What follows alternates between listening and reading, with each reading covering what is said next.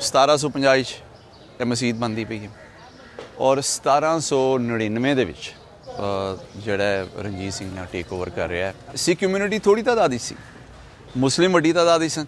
ਜਿਹੜਾ ਪੰਜਾਬ ਦਾ ਸਾਰਾ ਪੀਰੀਅਡ ਦੇਖ ਰਹੇ ਦੂਸਰੀ ਵੱਡੀ ਕਮਿਊਨਿਟੀ ਜਿਹੜੀ ਸੀ ਹਿੰਦੂਆਂ ਦੀ ਸੀ, ਉਹਨੂੰ ਸਾਰਿਆਂ ਨੂੰ ਨਾਲ ਲੈ ਕੇ ਟੁਰਨਾ ਸੀ। ਮਹਾਰਾਜਾ ਰਣਜੀਤ ਸਿੰਘ ਦੇ ਇਸ ਮਸਜਿਦ ਦੇ ਨਾਲ ਤਾਲੁਕ ਦੇ ਬਾਰੇ 'ਚ ਗੱਲ ਕਰਨ ਤੋਂ ਪਹਿਲਾਂ ਅਸੀਂ ਗੱਲ ਕਰਦੇ ਹਾਂ ਕਿ ਕਿਵੇਂ ਲਾਹੌਰ ਦੇ ਪ੍ਰੈਜ਼ੈਂਟ ਨੂੰ ਵੇਖਣ ਲਈ ਇਹਦੇ ਪਾਸਟ 'ਚ ਹਲਕੀ ਜਿਹੀ ਝਾਕੀ ਮਾਰਨਾ ਜ਼ਰੂਰੀ ਹੈ ਤੇ ਵੇਖਣ ਵਾਲੇ ਨੂੰ ਇੱਥੇ ਦੀ ਡਾਈਵਰਸ ਹਿਸਟਰੀ ਦੀ ਬਥੇਰੀ ਮਿਸਾਲਾਂ ਲੱਭ ਜਾਣਗੀਆਂ। ਚਲੋ ਅਸੀਂ ਵੀ ਇੱਕ ਇਹੋ ਜਿਹੀ ਮਿਸਾਲ ਵੇਖ ਕੇ ਆਉਂਦੇ ਹਾਂ।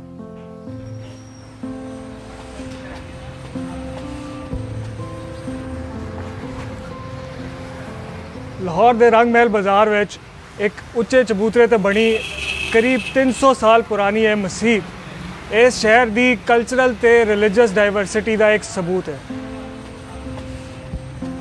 ਤੇ ਅੱਜ ਦੀ ਲਾਹੌਰ ਡਾਇਰੀ ਹੈ ਇਸ ਸੁਨਹਿਰੀ ਮਸਜਿਦ ਦੇ ਬਾਰੇ 'ਚ।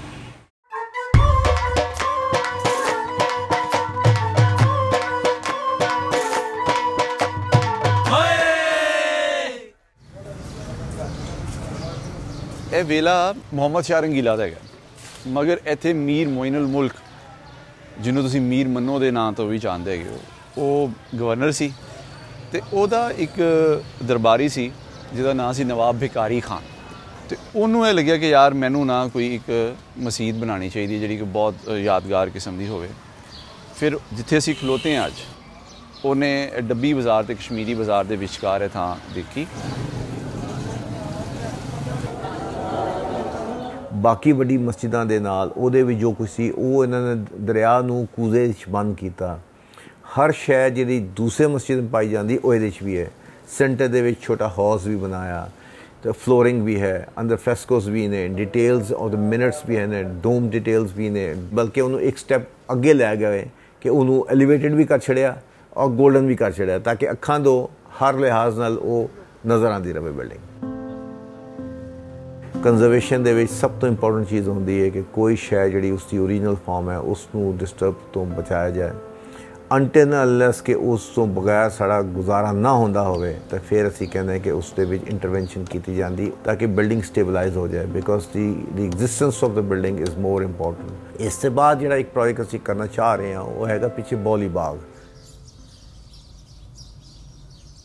ਬੌਲੀ ਬਾਗ ਕੀ ਹੈ?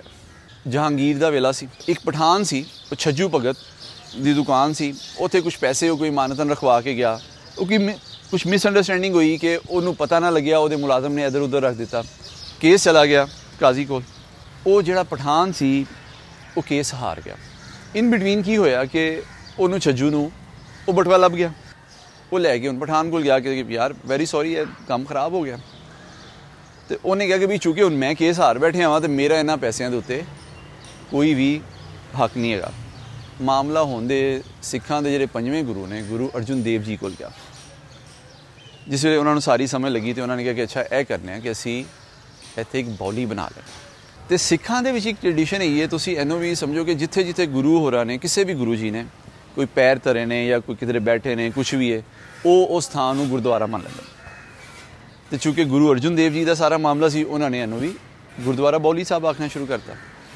ਉੱਥੇ ਗ੍ਰੰਥ ਸਾਹਿਬ ਰੱਖੇ ਗਏ। ਇੱਥੇ ਕੀ ਸੀ ਕਿ ਇੱਧਰ ਹੁਣ ਮੁਸਲਮਾਨਾਂ ਦੀ ਮਸਜਿਦ ਸੀ ਨਾਲ। ਉਹ ਸੁਬਾਹ ਦੀ ਅਜ਼ਾਨ ਜਿਸ ਵੇਲੇ ਹੁੰਦੀ ਸੀ ਸੁਨਹਿਰੀ ਮਸਜਿਦ ਦੇ ਵਿੱਚ ਹੀ, ਉਸ ਵੇਲੇ ਸਿੱਖਾਂ ਦੀ ਇਬਾਦਤ ਦਾ ਟਾਈਮ ਵੀ ਹੁੰਦਾ ਸੀ ਔਰ ਸਿੱਖ ਵਿਸਰਾਮ ਕਰਨ ਦਾ ਟਾਈਮ ਵੀ ਹੁੰਦਾ ਸੀ। ਉਸ ਵੇਲੇ ਸਿੱਖਾਂ ਨੇ ਇਤਰਾਜ਼ ਕੀਤਾ ਕਿ ਸਵੇਰ ਦੀ ਅਜ਼ਾਨ ਨਾ ਦੇਣ।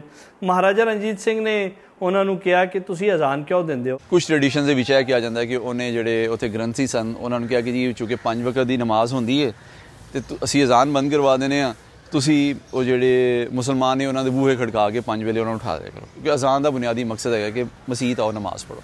ਕਿ ਸਿੱਖਾਂ ਨੇ 4 ਜਾਂ 5 ਦਿਨਾਂ ਵਿੱਚ ਵੇਖ ਲਿਆ ਕਿ ਯਾਰ ਇਹ ਤਾਂ ਬੜਾ ਥਕਾਣ ਵਾਲਾ ਕੰਮ ਹੈ, ਲੋਕ ਪਤਾ ਨਹੀਂ ਕਿੱਥੇ ਕਿੱਥੇ ਸੁੱਤੇ ਹੁੰਦੇ ਆ, ਉਹਨਾਂ ਦੇ ਮਗਰ ਜਾਣਾ, ਉਹਨਾਂ ਨੂੰ ਦੱਸਣਾ ਕਿ ਤੁਹਾਡਾ ਇਬਾਦਤ ਦਾ ਟਾਈਮ ਹੋ ਗਿਆ ਹੈ। ਸਿੱਖ ਬੜੀ ਜਲਦੀ ਉਹਨਾਂ ਨੂੰ ਕਹਿ ਦਿੱਤਾ ਕਿ ਸਾਨੂੰ ਮਾफ़ ਕਰ ਦਿਓ, ਤੁਸੀਂ ਆਪਣੀ ਅਜ਼ਾਨ ਦੇ ਦਿਓ। ਬਹੁਤ ਛੇਤੀ ਮਹਾਰਾਜਾ ਰਣਜੀਤ ਸਿੰਘ ਨੇ ਇਸ ਦਾ ਫੈਸਲਾ ਕੀਤਾ ਔਰ ਇਸ ਦਾ ਫੈਸਲਾ ਮੁਸਲਮਾਨਾਂ ਦੇ ਹੱਕ ਵਿੱਚ ਹੋਇਆ ਔਰ ਫਿਰ ਮੁਸਲਮਾਨਾਂ ਨੇ ਸੁਨਹਿਰੀ ਮਸਜਿਦ ਤੋਂ ਜਿਹੜੀ ਹੈ ਉਹ ਅਜ਼ਾਨ ਦੇਣੀ ਸ਼ੁਰੂ ਕਰ ਦਿੱਤੀ ਸੀ।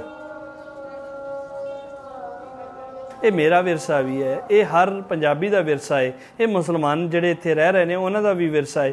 ਮੇਰਾ ਖਿਆਲ ਹੈ ਕਿ ਇਹ ਸਾਂਝਾ ਵਿਰਸਾ ਹੈ ਔਰ ਇਹਨਾਂ ਨੂੰ ਸੰਭਾਲ ਵੀ ਸਾਨੂੰ ਸਾਂਝੇ ਤੌਰ ਤੇ ਕਰਨੀ ਚਾਹੀਦੀ ਹੈ।